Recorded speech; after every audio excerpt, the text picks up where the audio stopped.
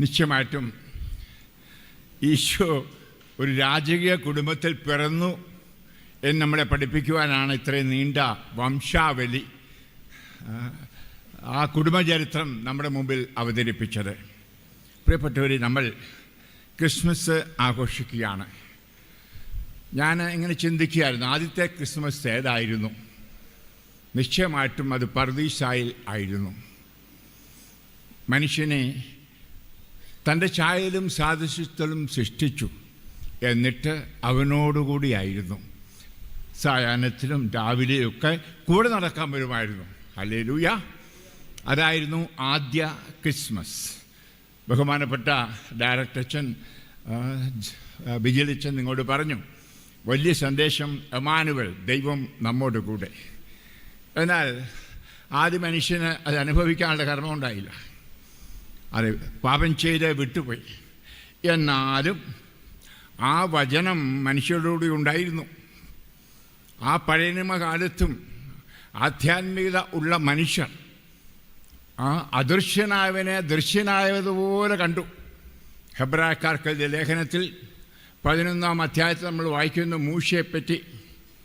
ആ മൂശ ഒരു രാജകുമാരനായിട്ടാണ് വളർന്നു വന്നത്.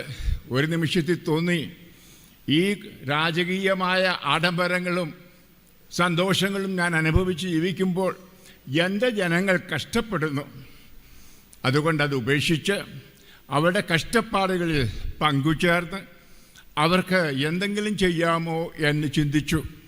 അതേപ്പറ്റി വിശുദ്ധ വചനം പറയുന്നത്, അവൻ ആ രാജകീയ കുടുംബത്തിലെ സന്തോഷങ്ങൾ അനുഭവിക്കുന്നതിനേക്കാൾ യേശുവിനോടൊപ്പം കഷ്ടതകൾ സഹിക്കുവാൻ ആണ്.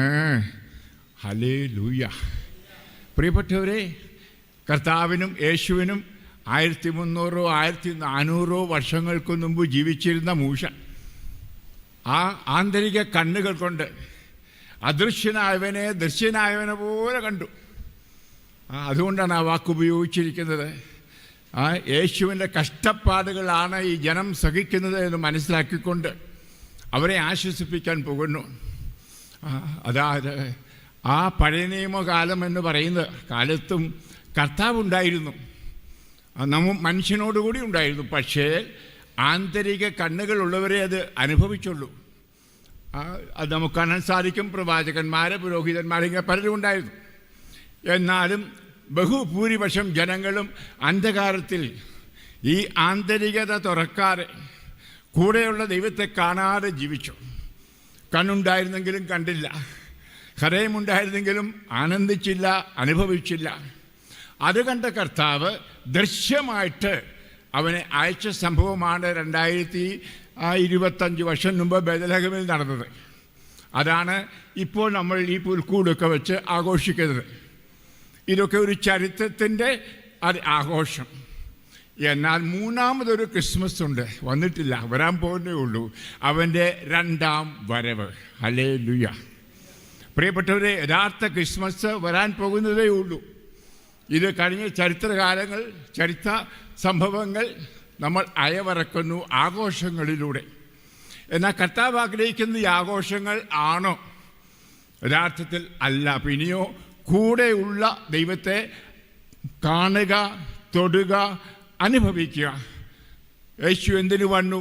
1 പത്രോസ് അധ്യായം 1 വചനം 4 പറയുന്നു, അവിടുന്ന് ഈ ലോകത്തിലേക്ക് വന്നത് തൻ്റെ പ്രകൃതി മനുഷ്യപ്രകൃതിയോട് ചേർത്തിട്ട് ആ മനുഷ്യപ്രകൃതി ആധ്യാത്മികമായി തീർന്നിട്ട് തിന്മകളെ അതിജീവിച്ച് ജീവിക്കുവാനാണ് എന്ന്. കർത്താവ് ഞാൻ നിന്നോടുകൂടെ ഉണ്ട് എന്ന ഒരു പൊള്ളവാക്കല്ല പറഞ്ഞത്, ജീവനുള്ള വാക്കാണ് പറഞ്ഞത്. ആ വാക്കിന് വെറും ജീവൻ കൊടുത്തത് ഒരു ശ്വാസമല്ല. യഥാർത്ഥത്തിൽ ഞാൻ പറയും, ആ ഈശോയുടെ പരിശുദ്ധാത്മാവ് കടന്നു വരുന്ന ഒരു വ്യക്തി, ഒരു ആധ്യാത്മിക മനുഷ്യൻ പിറക്കുകയാണ്. നമുക്കറിയാം, ദൈവപുത്രൻ മനുഷ്യപുത്രനായി തീരുന്നു മറിയത്തിൻ്റെ ഉദരത്തിൽ. അതുകൊണ്ടാണ് ബൈബിൾ നമ്മൾ വായിക്കുമ്പോൾ ദൈവപുത്രൻ മനുഷ്യപുത്രൻ മാറി മാറി പ്രയോഗിക്കുന്നുണ്ട്. കാരണം യേശുക്രിസ്തുവിൽ 2 പ്രകൃതി ഉണ്ടായിരുന്നു. അദ്ദേഹം ഒരാളായിരുന്നു, എങ്കിലും രണ്ട് പ്രകൃതി, ദൈവിക പ്രകൃതിയും മാനുഷിക പ്രകൃതിയും.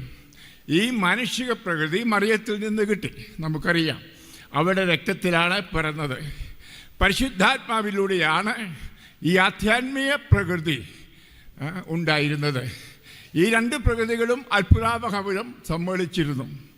ഇനിയും നമുക്കറിയാം, കർത്താവ് തൻ്റെ ദൈവിക പ്രകൃതി മറച്ചുവെച്ച് അഥവാ ശൂന്യവൽക്കരിച്ച് അത് ദൈവവുമായി ഒന്നാണെന്ന് വകവയ്ക്കാതെ മനുഷ്യപ്രകൃതിക്ക് പ്രാധാന്യം കൊടുത്തുകൊണ്ട് മനുഷ്യൻ്റെ എല്ലാ തിന്മകളും ഏറ്റെടുത്തു. അതാണ് പുൽക്കൂട്ടി കാണുന്നത്. രക്ഷകൻ ഏതെങ്കിലും തരത്തിൽ ഈ മനുഷ്യനെ രക്ഷിക്കണം. ദൃശ്യമായ വിധത്തിൽ അവൻ്റെ കഷ്ടപ്പാടുകൾ, പാപങ്ങൾ, ബുദ്ധിമുട്ടുകൾ, ബന്ധനങ്ങൾ എല്ലാം ഏറ്റെടുത്തു, പാപം ഒഴികെ. വളരെ വ്യക്തമായിട്ട് പറയുന്നു, അവൻ പാപമായി മാറി. ഹല്ലേലൂയ. ബുദ്ധി കൊണ്ട് ഗ്രഹിക്കാൻ ബുദ്ധിമുട്ട്. നമുക്കറിയാം, ചായത്തിൽ ചാടി ആ ചായത്തിൻ്റെ നിറം നമുക്കുണ്ട്. നമ്മുടെ പാപമാകുന്ന കടലിലേക്ക് അവൻ എടുത്തു ചാടി. അവൻ പാപിയായില്ല, പാപമായി എന്ന് പറഞ്ഞാൽ നമ്മുടെ എല്ലാ പാപങ്ങളും, അതിൻ്റെ ബന്ധനങ്ങളും, അതിൻ്റെ പ്രത്യാഘാതങ്ങളും ഏറ്റെടുത്ത്, നമുക്കറിയാം, കുരിശിൽ മരിച്ചത് ഒരു ക്രിമിനൽ ആയിട്ട്, കുറ്റവാളിയായി. കുറ്റം ചെയ്യാത്തവൻ കുറ്റവാളിയായി തീരുന്നു. അതിനാണ് അവിടുന്ന് പിറന്നത്. എന്തിന്? അങ്ങനെ തൻ്റെ ദൈവിക പ്രകൃതിയിൽ നമ്മളെ പങ്കുകാർ ആക്കുവാൻ. പ്രിയപ്പെട്ടവരെ, നമ്മൾ ഓരോരുത്തരും ജ്ഞാനസ്ഥാനം സ്വീകരിക്കുമ്പോഴാണല്ലോ ഒരു ക്രിസ്ത്യാനിയാകുന്നത്. യേശുക്രിസ്തുവിൽ വിശ്വസിച്ച് സ്നാനപ്പെടുമ്പോൾ നമ്മൾ അവിടുത്തെ ഈ ദൈവിക പ്രകൃതിയോടുകൂടി ഒന്നായിത്തീരുന്നു. ഇനി പച്ചക്കെ പറഞ്ഞാൽ, ദൈവം മനുഷ്യനായിത്തീരുന്നത് നമ്മളെ ദൈവങ്ങൾ ആക്കാൻ ആണ്. ഹല്ലേലൂയ. ദൈവം മനുഷ്യപ്രകൃതി സ്വീകരിച്ചത് നമ്മളെ ദൈവിക പ്രകൃതി തന്ന് സ്വർഗത്തിലേക്ക് കൊണ്ടുപോകാൻ. അതുകൊണ്ട് ഈശോ പറഞ്ഞത് മാനസാന്തരപ്പെടുവിൻ. ഈ മാനസാന്തരം എന്ന് പറഞ്ഞാൽ അച്ഛൻ്റെ ഇടയ്ക്ക് ചെന്ന് കരഞ്ഞുകൊണ്ടൊരു കുമ്പസാരം പിന്നെയോ യഥാർത്ഥമായ ജീവിത വ്യതിയാനം, ഒരു യു ടേൺ. കഴിഞ്ഞ ദിവസം ഞാൻ ധ്യാനത്തിൽ പറഞ്ഞതുപോലെ ഇപ്പോൾ പോകുന്ന പോക്ക് നല്ലതല്ല. ഇപ്പോൾ നമ്മൾ ക്രിസ്ത്യാനികളാണോ ഒന്ന് ചിന്തിക്കണം, ആത്മശോധന ചെയ്യണം. യഥാർത്ഥ ക്രിസ്ത്യാനിയെ കാണണമെങ്കിൽ നമ്മുടെ ചരിത്രത്തിൻ്റെ പിന്നിലേക്ക് പോകണം. ആദിമ നൂറ്റാണ്ടിൽ സഹനങ്ങൾ സഹിച്ചുകൊണ്ട് യേശുവിനെ മുറുകെ പിടിച്ചുകൊണ്ടുപോയ ആദിമ ക്രൈസ്തവർ, പ്രിയപ്പെട്ടവരെ, അവിടെ പിടിച്ചത് പുൽക്കൂട്ടി പിറന്ന ഈശോയെ ആണ്. അന്ന് ആഘോഷമൊന്നുമില്ല. നമുക്കറിയാമല്ലോ, ഈ പുൽക്കൂടും ഈ നക്ഷത്രവും എല്ലാം തുടങ്ങിയത് ഫ്രാൻസിസ് അസീസിയോടുകൂടിയാണ്. അതുവരെ ക്രിസ്തുമസ് എന്ന് പറഞ്ഞാൽ ക്രിസ്തു മാസ്, ക്രിസ്തുവിൻ്റെ കുർബാന. ഹല്ലേലൂയ. കാരണം കുർബാനയിലാണ് ഈശോ നമ്മോടുകൂടി അയക്കുന്നത്. ഇതെൻ്റെ ശരീരമാകുന്നു, ഇതെൻ്റെ രക്തമാകുന്നു പറഞ്ഞ് സജീവനായിട്ട് നമ്മുടെ ശരീരത്തോടും രക്തത്തോടും ഒന്നായിത്തീരുന്നു. ഇവിടെ പൗലോസ്ലീഹായുടെ ഒരു വാക്ക് നിങ്ങളുമായി പങ്കുവെക്കുന്നു. 1 കൊറിന്തോസ് അധ്യായം 15:44. മനുഷ്യന് ഒരു ഭൗമിക ശരീരം ഉണ്ടെങ്കിൽ അവന് ഒരു ആത്മീയ ശരീരവും ഉണ്ട്. Hallelujah, hallelujah. പ്രിയമക്കളെ, മാമോദീസ സ്വീകരിച്ച, പരിശുദ്ധാത്മാവിനെ സ്വീകരിച്ച, യേശുക്രിസ്തുവിൽ വിശ്വസിക്കുന്ന ഒരു വ്യക്തിക്ക് രണ്ട് പ്രകൃതിയുണ്ട്. ഒന്ന് മനുഷ്യപ്രകൃതി, അതോടൊന്ന് കിട്ടി അപ്പൻ്റെ അമ്മയുടെയും രക്തത്തിലൂടെ കുടുംബത്തിൽ നിന്ന് കിട്ടി.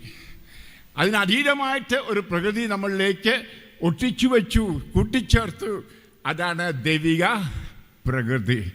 അങ്ങനെ നാമും മനുഷ്യപുത്രനും ദൈവപുത്രനും ആണ്. ഹല്ലേലൂയ. നമ്മളെ ദൈവപുത്രന്മാരും പുത്രിമാരും ആക്കുവാനാണ് പിതാവായ ദൈവം തൻ്റെ ഏകജാതനെ ഈ ഭൂമിയിലേക്ക് അയച്ചത്. ഇന്നും നമുക്കറിയാം, 365 തവണയോ മറ്റോ സുവിശേഷത്തിൽ പറഞ്ഞിട്ടുണ്ട് എന്നാ പറയുന്നത്, ഞാൻ നിങ്ങളോട് കൂടിയുണ്ട്, ഭയപ്പെടേണ്ട. എന്നാലും ക്രിസ്ത്യാനി ഭയപ്പെടും. ഹല്ലേലൂയ. അവൻ കർത്താവിൻ്റെ വാക്ക് സഭയ്ക്കയില്ല, കാതുകൾ അടഞ്ഞു പോയിരിക്കുന്നു. അതുപോലെ വൈദികനോ കുർബാനയുടെ സമയത്തും പ്രാർത്ഥന സമയത്തും കർത്താവ് നിങ്ങളോടുകൂടെ, നമ്മൾ ചടങ്ങായിട്ട് പറയും അങ്ങയോടും കൂടെ. എന്നാൽ ഹൃദയത്തിൻ്റെ ആഴത്തിൽ ദൈവമായ കർത്താവാണ് ഈ വൈദികനോട് പറയുന്നത്, ഞാൻ നിൻ്റെ കൂടെ ഉണ്ട്, ഭയപ്പെടേണ്ട. ഇന്ന് ഭയപ്പെടേണ്ട കാലമാണ്. നമുക്കറിയാം, യേശു പിറന്ന ബെത്ലഹേമിലും ആ പ്രാന്തപ്രദേശങ്ങളിലും നമുക്കറിയാം അഗസ്റ്റസ് ചക്രവർത്തി വലിയൊരു വിപ്ലവം അഴിച്ചുവിട്ടു. നമുക്കറിയാം അവിടെ ഹെറോദേസും അതുപോലെ ഫിലിപ്പ് എന്ന രാഷ്ട്രീയ നേതാവും പ്രസിഡൻറ്റോ ഭരണാധികാരിയും അരക്ഷിതാവസ്ഥ, പട്ടിണി, വർണ്ണവിവേചനം, അസ്ഥിരത, ഇനിയും ഒരു ദേവാലയം പുതുക്കിപ്പണി എന്ന് പറഞ്ഞുകൊണ്ട് അന്നത്തെ തെരഞ്ഞെടുക്കപ്പെട്ട ജനത്തെ അടിമകളെന്ന പോലെ കരുതി പാവങ്ങളായി. എന്നാൽ ഇവരെല്ലാം കുബേരന്മാരായി ജീവിച്ചു. ഓർക്കണമേ, ഇന്നും അതല്ലേ? ഇന്ന് നിങ്ങൾ ഓർക്കണം, ഒരു ദിവസം 2000 മില്യനേഴ്സ് എന്ന് പറഞ്ഞാൽ ലക്ഷപ്രഭുക്കന്മാരാണ് ഭൂമിയിൽ ജനിക്കുന്നത്. അപ്പോൾ അതിന് പകരമായിട്ടൊരു പക്ഷേ 2 ലക്ഷത്തിൽ പരം പാവങ്ങളും പണക്കാരുമായുള്ള ഗ്യാപ്പ്, ആ അകലം വർദ്ധിച്ചു വരുന്നു. എല്ലാവരും ഭരിക്കുകയാണ്, ഊട്ടാം എന്ന് പറഞ്ഞുകൊണ്ട്. ഇനിയും നമ്മൾ ക്രൈസ്തവർ, നമുക്കറിയാം, അനുദിനം എപ്പോഴും പീഡിപ്പിക്കപ്പെടുന്നു, വലിയ പീഡനമുണ്ടാകുന്നു. നിശ്ചയം ആരിവിടെ ഭരിച്ചാലും ഈ ഒരു ഭരണക്കാരും ഒരു രാഷ്ട്രീയക്കാരും നമ്മളെ ഊട്ടില്ല, നമ്മളെ വളർത്തില്ല, നമ്മളെ തകർക്കും, നശിപ്പിക്കും. അത് ആരംഭിച്ചത് ഞാൻ പറയാതെ അറിയാം. അതെ പ്രിയപ്പെട്ടവരെ, ഇവിടെയാണ് നമ്മോട് കൂടിയുള്ള ഈശോയെ, നമുക്കൊരു പുതിയ പ്രകൃതി തന്ന ഈശോയെ മനസ്സിലാക്കിക്കൊണ്ട് അവനോട് ചേർന്ന് നിൽക്കേണ്ടത്. അതേ കർത്താവ് പറഞ്ഞു പൗലോസ്ലീഹായിലൂടെ, റോമ അധ്യായം 11:5, ഞാൻ 7000 പേര് എന്ന് പറഞ്ഞാൽ 7 70 80 700 7000 7 ലക്ഷമാകാം എന്ന് പറഞ്ഞ 7 ഒരു പൂർണ്ണ നമ്പർ. അത്രയും പേരെ എന്ന് പറഞ്ഞാൽ എനിക്കുള്ളവരെ ഞാൻ നീക്കി വച്ചിട്ടുണ്ട്, അവർ കൃപയിൽ ആണ്. ഹല്ലേലൂയ. ഈ കാലഘട്ടത്തിൽ എൻ്റെ മക്കളെ, ഈ ശരീരം കണ്ടുകൊണ്ട്, നമ്മുടെ ആധ്യാത്മിക ശരീരം കണ്ടുകൊണ്ട്, അതുപോലെ തന്നെ കർത്താവ് പൗലോസിലൂടെ കൃത്യമായി പറഞ്ഞു, അതായത് നമ്മുടെ ശരീരത്തിനോ രക്തത്തിനോ ദൈവരാജ്യം സ്വന്തമാക്കാൻ കഴിയില്ല. അദൃശ്യമായതിനെ ദൃശ്യമായവയ്ക്ക് സ്വന്തമാക്കാൻ പറ്റില്ല.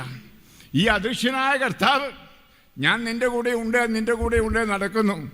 ഇത് കാണണമെങ്കിൽ നമ്മുടെ ആധ്യാത്മിക മനുഷ്യൻ്റെ, നമ്മുടെ സ്പിരിച്വൽ ബോഡിയിലുള്ള, ആധ്യാത്മിക ശരീരത്തിലുള്ള പഞ്ചേന്ദ്രിയങ്ങൾ തുറക്കണം. ഈ കണ്ണ്, ചെവി, മൂക്ക് ഇതെല്ലാം പുറമേ ഉള്ളതുപോലെ തന്നെ അകത്തുമുണ്ട്. അതുകൊണ്ടാണ് യേശുനാഥൻ പ്രസംഗിച്ചപ്പോൾ പലപ്പോഴും പറഞ്ഞില്ലേ, ചെവിയുള്ളവർ കേൾക്കട്ടെ. നിങ്ങൾ ഓർക്കുന്നുണ്ടോ ആ പുരുഷാരം 5000 പേരും എല്ലാവരും ചെവി കേൾക്കാത്തവരായിരുന്നെന്ന്? ഒരിക്കലുമല്ല. എന്നാൽ ചെവി കേൾക്കാത്തവർ ആയിരുന്നു. കർത്താവിൻ്റെ സ്വരം കേൾക്കാത്തവർ, അവരാണ് ചെകിടർ. അതുപോലെ നമ്മളും അന്ധർ. കൂടെയുള്ളവനെ കാണാൻ പറ്റുന്നില്ല. അത് വേണമെങ്കിൽ ആന്തരികത തുറക്കണം. നമ്മൾ തന്നെ ജ്ഞാനസ്ഥാനത്തിലൂടെ തന്ന ആന്തരിക മനുഷ്യനെ, ആന്തരിക ശരീരത്തെ കാണണമെന്ന് ഞാൻ പറയും. അതെ, അദൃശ്യമായൊരു ശരീരം നമുക്കുണ്ട്. ഞാൻ ഈ നാളുകളിലൊക്കെ പ്രസംഗിക്കുന്നത് അതേപ്പറ്റിയാണ്. ഇത് പലർക്കും ഗ്രാഹ്യമല്ല, ബുദ്ധി കൊണ്ട് മനസ്സിലാക്കാൻ പറ്റില്ല മക്കളെ. ആത്മാവുള്ളവർക്കേ മനസ്സിലാക്കാൻ കഴിയൂ. പൗലോസനെ പറയുന്ന പോലെ കണ്ണ് കണ്ടിട്ടില്ലാത്ത, ചെവി കേട്ടിട്ടില്ലാത്ത, മനുഷ്യൻ സ്പർശിച്ചിട്ടില്ലാത്ത, അനുഭവിച്ചിട്ടില്ലാത്ത അനുഭവങ്ങൾ പരിശുദ്ധാത്മാവിലൂടെ നൽകപ്പെടും. Hallelujah, hallelujah. ഇതിവിടെയാണ് കരിസ്മാരിക നവീകരണത്തിൻ്റെയും നമ്മുടെ വ്യക്തിപരമായ ജീവിതത്തിൻ്റെ നവീകരണത്തിൻ്റെയും അർത്ഥം മനസ്സിലാക്കേണ്ടത്. ഒരു കൈപൊക്കി പ്രാർത്ഥിക്കാനോ, കൈയടിച്ച് പ്രാർത്ഥിക്കാനോ, ഭാഷാവരത്തി പ്രാർത്ഥിക്കാനോ അല്ല ഈ നവീകരണങ്ങളൊക്കെ. ഇന്നൊക്കെ അതങ്ങോട്ട് മാറി അത് എങ്ങനെ സമ്പത്തുണ്ടാക്കാം, ഈ ഭൂമിയിലെല്ലാം ഉണ്ടാക്കാം. അങ്ങനെ സുഭിക്ഷതയുടെ സുവിശേഷമാണല്ലോ എല്ലാവരും പ്രസംഗിക്കുന്നത്. The gospel of prosperity. അത് ഇന്ന് അത് അങ്ങനെ തരം താഴ്ത്തപ്പെട്ടു. പ്രിയപ്പെട്ടവരെ, ഞാൻ പറഞ്ഞതുപോലെ ദീർഘിപ്പിച്ച ഒരു ധ്യാനപ്രസംഗമല്ല ഇത്, ഒരു കുർബാനയുടെ പ്രസംഗമാണ്. അതുകൊണ്ട് എല്ലാം കൂടെ പറയാൻ സാധ്യമല്ല. എങ്കിലും ഞാൻ പറയുന്നു, പീഡനം പീഡനം ക്രിസ്തീയ മതപീഡനം തുടങ്ങിക്കഴിഞ്ഞു, അത് വർദ്ധിക്കും. ഞാൻ ബിജലിച്ചനോട് ഇന്നലെ പറഞ്ഞ പോലെ അച്ഛൻ്റെ പണി തീരും, കരിശുമോൻ്റെയും പണി തീരും. ഇതെല്ലാം മതപരിവർത്തനത്തിലുള്ള പരിപാടിയാണെന്ന് നമ്മുടെ ഗവൺമെൻറ് പറഞ്ഞു കഴിഞ്ഞു, ഇനിയും പറയാൻ പോകുന്നു. അനുസരിച്ചില്ലെങ്കിൽ നശിപ്പിക്കും. അത് ഇന്ന് നിങ്ങൾ ഓർക്കണം, ഈ ക്രിസ്മസ് ആഘോഷിക്കുമ്പോൾ 127 വചനപ്രഘോഷകർ ഉത്തർപ്രദേശിൽ ജയിലിൽ കിടക്കുകയാണ്. കാരണം വചനം പ്രഘോഷിച്ചു, അത് മതപരിവർത്തനമാണെന്ന് പറഞ്ഞ് അവരെ അറസ്റ്റ് ചെയ്തു. അവിടെ ഒന്നും ക്രിസ്മസ് ഇല്ല എന്ന് നിങ്ങൾ കേട്ടല്ലോ. ക്രിസ്മസ് കൂട് പാടില്ല, നക്ഷത്രം പാടില്ല, കുട്ടികൾ പോലും ഹാപ്പി ക്രിസ്മസ് പറയാൻ സാധ്യമല്ല. അത് നിയമം വഴി നിർബന്ധപൂർവ്വം. ഇത് പതുക്കെ പതുക്കെ നമ്മുടെ നാട്ടിലേക്ക് വന്നതും ഞാൻ കൂടി പറയുന്നില്ല. ധ്യാനത്തിൽ വെച്ച് ഞാൻ പറഞ്ഞത് നിങ്ങൾ കേട്ട് കാണും മക്കളെ. അതുകൊണ്ട് ഈ ധ്യാനഗുരുക്കന്മാരോ അല്ലെ ബൈബിളിൽ പറയുന്നതോ അത് നമ്മളൊക്കെ ഓർക്കും ചുമ്മാ നാക്കിൻ്റെ ചൊറിച്ചിൽ മാറാൻ പറയുന്നതാണ്. അല്ല മക്കളെ, വരാൻ പോകുന്നു. നമ്മളൊരു ചുരുങ്ങിയ വിരലിലെണ്ണാൻ ആളുകളായി മാത്രം അവശേഷിക്കാൻ പോകുന്ന കാലം.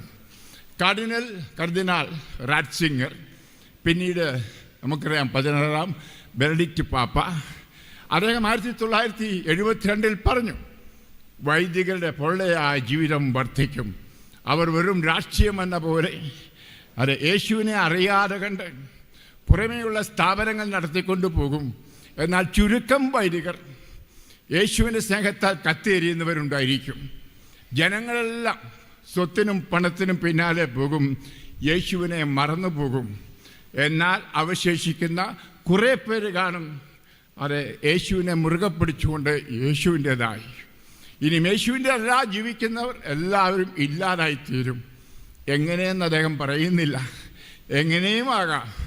അത് ഒരു ഭൂമി കുലുക്കമാകാം, ഒരു ബോംബിടിയിലായിരിക്കാം, ഒരു മഹായുദ്ധം, നമുക്കൊന്നും അറിയത്തില്ല, ഒരു മഹാമാരി. എന്നിട്ട് അദ്ദേഹം പറയുകയാണ്, അവസാനം ഒരു ചുരുക്കമായിട്ടുള്ള ഒരു റെമനന്റ് എന്ന് പറയും, ഒരു അവശേഷിച്ച ഭാഗം കാണും. അവർ തീഷ്ണതയുള്ളവരായിരിക്കും, ആത്മാവിൽ പ്രകാശിക്കുന്നവരായിരിക്കും. അത് അവർ വചനമനുസരിച്ച് നിയമം പാലിച്ച് ജീവിക്കും. അവർക്ക് സ്വത്ത് കാണില്ല, ലോകത്തിൽ ആരും അവരെ വകവെക്കില്ല, ലോകത്തിന് അവരെ സ്വീകരിക്കാൻ യോഗ്യതയില്ല.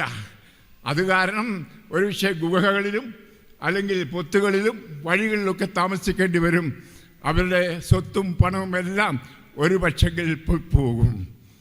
ഇവിടെയാണ് ക്രിസ്മസ്. നോക്കൂ, എവിടെയാ പറഞ്ഞത് യേശു?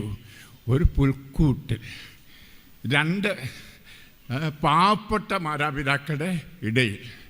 നിശ്ചയമായിട്ടും മറിയും പാവം. ചില ചരിത്രകാരന്മാർ പറഞ്ഞത് ഞാൻ കഴിഞ്ഞ ഒരു പ്രസംഗത്തിലൂടെ പറഞ്ഞു. അതായത് വീട്ടിൽ നിവൃത്തിയില്ലാഞ്ഞിട്ട്, കാര്യം രാജകുമാരി ആയിരുന്നെങ്കിലും അച്ഛന്മാർ നടത്തിയ, അന്നത്തെ പുരോഹിത പ്രമാണികൾ നടത്തിയ സ്ഥലത്ത് കൊണ്ടാക്കി. നമ്മളതിനെ നല്ലപോലെ ഭംഗിയായിട്ട് അവതരിപ്പിക്കുക, അവിടെ പ്രാർത്ഥിക്കാൻ കൊണ്ടാക്കിയതാണ്. അല്ല, ഒരു അനാഥശാല ആയിരുന്നിരിക്കാം എന്ന്. ഇന്നും അച്ഛന്മാരൊക്കെ അനാഥശാലകൾ നടത്താറില്ലേ? അങ്ങനെ ഇതപ്പോൾ അവർ തീരുമാനിക്കുന്നത്, എന്തുകൊണ്ട് ഈശോയ്ക്ക് വേണ്ടി എൻ്റെ ജീവിതം അർപ്പിക്കാം. 3 വയസ്സിൽ സമർപ്പണം നടത്തിയെന്നാണ് പറയുന്നത്. ഇനിയും പ്രിയപ്പെട്ടവരെ, നമ്മളിതൊക്കെ മനസ്സിലാക്കിയിരിക്കണം. ജോസഫോ നമ്മൾ കേട്ട് കഴിഞ്ഞു, ദാവീദിൻ്റെ വംശം, മഹാരാജാവായ ദാവീദിൻ്റെ വംശം. പണിയെന്താ? തച്ചപ്പണി. അപ്പോൾ എന്തോ തകർച്ച കുടുംബത്തിലുണ്ടായി. നമ്മുടെയൊക്കെ തകർച്ചകൾ ഒന്ന് നോക്കണേ. ഇതൊക്കെ ഏറ്റെടുക്കാനാണ് അവൻ വന്നത്. ഇതൊരു തമാശല്ലായിരുന്നു. നമ്മുടെ ഇപ്പോഴത്തെ തകർച്ച കണ്ടിരുന്നു. അതുകൊണ്ടാണ് തകർന്നു പോയ 2 കുടുംബങ്ങളിൽ നിന്ന്, അതെ, തകർന്ന രാജകീയ കുടുംബത്തിൽ നിന്ന് 2 പേരെ വിളിച്ചു വേർതിരിച്ച് നമുക്ക് മാതൃക കാണിച്ചു തരുന്നു. ഇനിയും ഈശോ പിറക്കുന്നു. ഈശോ തൻ്റെ ശരീരത്തിൽ ഈ തിരസ്കരണങ്ങൾ, ഈ ഭയങ്ങൾ, നിങ്ങളൊക്കെ ആന്തരിക സൗഖ്യ ധ്യാനം കൂടുന്നവരാ. വിജിലൻസിൻ്റെ അടുക്കൽ ഞാൻ ദീർഘിപ്പിക്കുന്നില്ല. ഇതെല്ലാം ഏറ്റെടുത്തു. ഇപ്പോൾ നോക്കുമ്പം ഉണ്ണീശോ ഇങ്ങനെ പുഞ്ചിരിച്ചുകൊണ്ട് കിടക്കുന്നു. എന്ത് നല്ല മുഖമാണ്. ഒരു ഉമ്മ കൊടുക്കും. ഈ വന്നത് എന്തിനു വേണ്ടിയാ? ഈ കുരിശിൽ കുറ്റവാളിയായി ആണിൽ തൂങ്ങിക്കിടക്കാൻ, നമ്മുടെ പാപങ്ങൾ ഏറ്റെടുത്തുകൊണ്ട്, എന്നിട്ട് നമ്മൾക്ക് തൻ്റെ ആത്മാവിനെ തന്ന് ഒരു നവ്യ ശരീരം തന്ന് അങ്ങനെ ജീവിക്കുവാൻ എന്ന് നാം ക്രിസ്ത്യാനികൾ ഇന്ന് ഒരു പക്ഷേ ആദ്യ നൂറ്റാണ്ടിലെ ക്രിസ്ത്യാനികളെക്കാൾ പീഡിപ്പിക്കപ്പെടുന്നുവെന്ന് മാത്രമല്ല, മോശമായി ജീവിക്കുന്നു. എത്ര പള്ളികളിൽ ഇന്ന് ബലിയില്ല. ഇനിയും മറ്റുള്ളവർ പീഡിപ്പിച്ചത് കൊണ്ട് മാത്രമല്ല, തമ്മിത്തല്ലുകൊണ്ട്, ഹൃദയവേദനയുണ്ട്.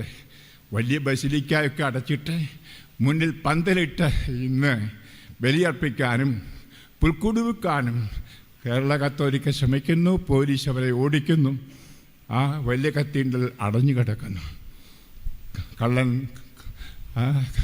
കപ്പലിൽ തന്നെ എന്തിനും മറ്റുള്ളവരെ കുറ്റപ്പെടുത്തുന്നു. BJPയോ RSSോ ഇസ്ലാമിക് ഗ്രൂപ്പിനെ നമ്മൾ തന്നെ, നമ്മുടെ കൂടെയുള്ളവനെ ഞെരുക്കുന്നു, പീഡിപ്പിക്കുന്നു. മക്കളെ, ഇവിടെയാണ് ആന്തരിക കണ്ണ് തുറക്കേണ്ടത്. ഇവിടെയാണ് നാം എല്ലാം കാണേണ്ടത്. നാം ജീവിക്കുന്ന ഇവിടെ ജനാധിപത്യമില്ല എന്ന് നമുക്കറിയാം. എല്ലായിടത്തും ഏകാധിപത്യം ആണ് നമുക്കറിയാം. കൊള്ളയാണ്, നുണയാണ് എല്ലായിടത്തും. അത് അധപ്പതനങ്ങൾ, അനീതികൾ എവിടെയും നമുക്കറിയാം. ഒരിടത്താരെയും വിശ്വസിക്കാൻ മേലാത്തൊരു കാലഘട്ടത്തിൽ ജീവിക്കുന്നു. ഇവിടെയാണ് മക്കളെ നമ്മുടെ ക്രിസ്തീയത, നമ്മുടെ ക്രിസ്തീയ ജീവിതത്തിൻ്റെ ഐഡൻറ്റിറ്റി എന്താണെന്ന് മനസ്സിലാക്കണം. അതിൻ്റെ വ്യതിരത, നാം വിളിച്ച് വേർതിരിക്കപ്പെട്ട പുരോഹിത ഗണവും, വെറും പുരോഹിത ഗണമല്ല, രാജകീയ പുരോഹിത ഗണവും ദൈവത്തിൻ്റെ സ്വന്തവും വിശുദ്ധരുമാണ്. ഹല്ലേലൂയ. ഈ ഉണ്ണീശോയെ മുത്തുമ്പം ഒന്ന് നിങ്ങളെ തന്നെ ഒന്ന് മുത്തിക്കേ. ഇങ്ങനെയാണോ നീ? ഇല്ല എങ്കിൽ കർത്താവ് കൊണ്ടുവരും. നമുക്കറിയാം, ആദ്യ മതപീഡന കാലത്ത് ഒന്നിച്ച് സമ്മേളിച്ചവർ പ്രാർത്ഥിച്ചെന്താണെന്നറിയാമോ? ഈ മതപീഡനങ്ങളെല്ലാം കർത്താവെ അങ്ങ് നിശ്ചയിച്ചതായിരുന്നു, അങ്ങയുടെ പരിപാടിയായിരുന്നു എന്ന് പറഞ്ഞാൽ ഈ RSSും ഈ ഇസ്ലാം തീവ്രവാദികളെല്ലാം ചെയ്യുന്നത് കർത്താവ് കാണുന്നുണ്ട്. ഉറങ്ങുമൊന്നുമല്ല, നമ്മളിറങ്ങും, രാത്രി കുർബാനയ്ക്ക് ഉറങ്ങും. എന്നാൽ അത് കർത്താവ് ഉറങ്ങില്ല. കർത്താവ് കാണുന്നുണ്ട്, കർത്താവ് അനുവദിക്കുകയാണ്. എന്നിട്ട് അവർ പ്രാർത്ഥിച്ചെന്താണെന്നറിയാമോ? കർത്താവേ അവരെ ശിക്ഷിക്കണമേ, അവരെ മാനസാന്തരപ്പെടുത്തണമേ എന്നല്ല, കർത്താവേ ധൈര്യപൂർവ്വം വചനം പ്രഘോഷിക്കുവാൻ അങ്ങയുടെ പരിശുദ്ധാത്മാവിനെ അയക്കണമേ. അപ്പോൾ സ്ഥലം കുലുങ്ങി, പരിശുദ്ധാത്മാവ് വന്നു, വചനം പ്രഘോഷിക്കുവാൻ തുടങ്ങി. ഈശോയുടെ സന്ദേശമെന്ന് ചിന്തിക്കൂ. ഞാൻ അത് നിർത്തുകയാണ്. മാലാഖമാർ പറഞ്ഞു, ഇതാ രക്ഷയുടെ സന്ദേശം, രക്ഷകൻ പിറന്നിരിക്കുന്നു. ഈ സന്ദേശം ലോകമെങ്ങും അറിയിക്കാൻ ഈശോ, നമുക്കറിയാം, തൻ്റെ അവസാനം നമ്മോട് പറഞ്ഞ ഉപദേശം, ലോകമെങ്ങും പോയി സുവിശേഷം പ്രഘോഷിക്കുക. ഈശോ പറഞ്ഞില്ല പള്ളി ഉണ്ടാക്കാൻ, കത്തീഡ്രൽ ഉണ്ടാക്കാൻ, പുൽക്കൂടുണ്ടാക്കാൻ. ഇതൊന്നും ഈശോ പറഞ്ഞല്ല, മനുഷ്യനുണ്ടാക്കില്ല. അത് ഏറ്റവും പ്രധാനപ്പെട്ടത് വചനം. കാരണം വചനമാണ് മാംസമാകേണ്ടത്. അപ്പോൾ പോയി പ്രസംഗിക്കൂ. ഈ അവസരത്തിലും മക്കളെ, ഈ മതപീഡനമെല്ലാം ഉണ്ടാകുമ്പോൾ നമുക്കെല്ലാം രണ്ട് കാലേ നിന്ന് തല ഉയർത്തി ഈശോയുടെ നാമം പ്രഘോഷിക്കാൻ ധൈര്യം വരട്ടെ. ഹല്ലേലൂയ. അവിടെ അടിയറ വയ്ക്കരുത്. നമ്മുടെ ആ സ്വാതന്ത്ര്യം, നമ്മുടെ ആ കൃപ, അത് ഉണ്ടോ? അത് കൃപ. പുൽക്കൂട്ടി നോക്കിയാൽ കൃപ തന്നെയായ യേശു, കൃപ നിറഞ്ഞവളായ മറിയം, കൃപ നിറഞ്ഞവനായ യോസഫ്. കണ്ണുകൾ ശാന്തമായി നമുക്കടയ്ക്കാം. നമുക്ക് നമ്മോട് തന്നെ ചോദിക്കാം, ഈ വക്രതയുള്ള ഈ തലമുറയിൽ നിർദോഷകരും കുറ്റമറ്റവരും വെളിച്ചവുമായി നമ്മൾ ജീവിക്കുകയാണോ? അതോ ലോകത്തോട് ചേർന്നുകൊണ്ട് അന്ധകാരത്തിൽ കുറ്റകൃത്യങ്ങളും ചെയ്ത് യേശുവിനെയും വേദനിപ്പിച്ച് ജനങ്ങളെയും വേദനിപ്പിച്ച് ആണോ നമ്മൾ ജീവിക്കുന്നത്? ഈശോ പറഞ്ഞു, അനുതപിക്കൂ, സ്വർഗരാജ്യം സമീപിച്ചിരിക്കുന്നു. അതിനാണ് അവിടുന്ന് വന്നത്. 1 കൊരിന്ത്യർ അധ്യായം 15:24. ഇപ്പോൾ കാണുന്ന പ്രഭുത്വവും അധികാരവും എല്ലാം നശിക്കും. യേശു രാജാവായിത്തീരും. യേശു തനിക്കുള്ളവരെ, കൃപയിലുള്ളവരെ ഒന്നിച്ച് സമ്മേളിപ്പിച്ച് തൻ്റെ രാജ്യം പിതാവിന് അർപ്പിക്കും. അപ്പോൾ ലോകം അവസാനിക്കും. അപ്പോൾ ആ രാജ്യത്തിൽ നമ്മൾ ഉണ്ടാവണം മക്കളെ. ഈ ലോകാവസാനത്തിന് വർഷങ്ങൾ വേണ്ട. ഇന്നായിരിക്കാം, നാളെ ആയിരിക്കാം. ഞാൻ ഈ ഭൂമിയോട് യാത്ര പറയുമ്പോൾ ലോകം എനിക്ക് അവസാനിക്കുന്നു. അതുപോലെ നിനക്കും ഏതു നിമിഷവും നിനക്ക് ലോകാവസാനം ഉണ്ടാവും. ഈ ലോക ജീവിതം അവസാനിക്കും. അപ്പോൾ നീ ഈ കൃപയിലാണോ, ഈശോയുടേതാണോ? ഈ രക്ഷകനെ മുറുകെ പിടിച്ചിട്ടുണ്ടോ? ഈശോ എൻ്റെതും ഞാൻ ഈശോയുടേതും എന്ന ആ ബോധ്യം ഉണ്ടോ? എമ്മാനുവൽ. യേശുവെ നന്ദി, യേശുവെ സ്തോത്രം. കർത്താവേ, ഞാൻ എന്തൊക്കെയോ വിളിച്ചു പറഞ്ഞു, എന്താണെന്ന് എനിക്കറിഞ്ഞുകൂടാ. ആരെങ്കിലും എന്തെങ്കിലും കേട്ടെങ്കിൽ അവരെ അനുഗ്രഹിക്കൂ. ആ വചനം അവരിൽ മാംസമാകട്ടെ എന്ന് ഞാൻ പ്രാർത്ഥിക്കുന്നു. ആമേൻ. Praise the Lord. നിങ്ങളെല്ലാവർക്കും ക്രിസ്മസിൻ്റെ മംഗളങ്ങൾ ആശംസിക്കുന്നു. എൻ്റെ പേരിൽ മാത്രമല്ല, വിജയലച്ചൻ്റെയും കാര്യച്ചൻ്റെയും അബ്രാഹച്ചൻ്റെയും ഇവിടെയുള്ള എല്ലാ വൈദികരുടെയും ശുശ്രൂഷയുടെയും പേരിൽ അച്ഛൻ ഔദ്യോഗികമായിട്ട് പറയുമെങ്കിലും ഞാൻ അനൗദ്യോഗികമായിട്ട് നിങ്ങൾക്കെല്ലാവർക്കും ഹാപ്പി ക്രിസ്മസ് പറയുന്നു. Price the Lord. ഹല്ലേലൂയ. നമുക്ക് തുടർന്ന് ബലിയിൽ പങ്കുകൊള്ളാം.